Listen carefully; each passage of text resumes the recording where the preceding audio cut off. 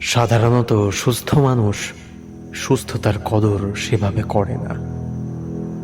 শরীর অসুস্থ হবার মাহাত্ম্য হয়তো এটাই, সুস্থতার কদর বুঝিয়ে দেওয়া, বারবার বুঝিয়ে দেওয়া। যুদ্ধের কোনো প্রয়োজন নেই, ছিলও না। তবু যুদ্ধ না থাকলে শান্তির কদরই বা হতো কই? হতো না। কোনো কিছু আসলে প্রয়োজন অপ্রয়োজন, ঠিক কিংবা ভুল, এসবের আওতায় পড়ে না।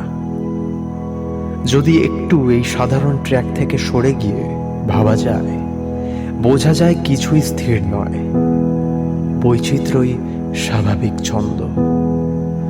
আমরা সমালোচনা করতে পারি, বিরোধিতা করতে পারি, কিন্তু অস্তিত্বকে উড়িয়ে দিতে পারি কি? পারি না।